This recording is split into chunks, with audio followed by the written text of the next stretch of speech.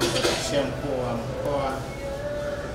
wa mkoa, basi mashehe wa mkoa, shehe wa wilaya, wajumbe wote ambao tumeambatana na mufti.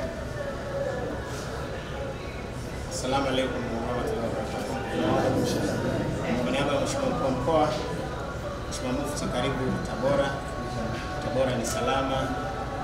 Tumejipanga vizuri katika mapokezi yako.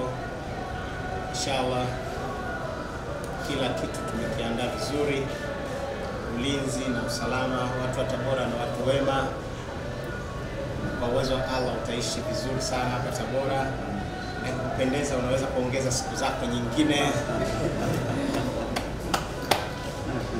Lakini kingine basi, kwa niaba ya Mheshimiwa Mkuu wa Mkoa, sisi watu wa Tabora kushirikiana na shehe wetu wa mkoa na shehe wa wilaya tumeshirikiana vizuri sana.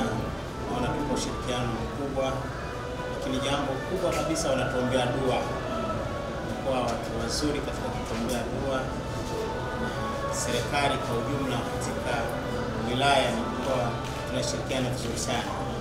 Baada ya kusema hayo machache, mimi nakukaribisha sana katika manispaa ya Tabora, na mimi ndio nitakuwa mwenyeji wako. Utakwenda huko, bahati nzuri utakuwa unarudi hapa, mimi nitakuwa niko hapa, na huko ukienda sehemu nyingine wa wilaya atakupokea.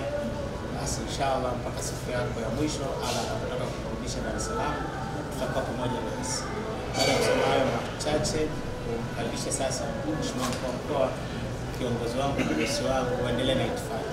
Karibu sana.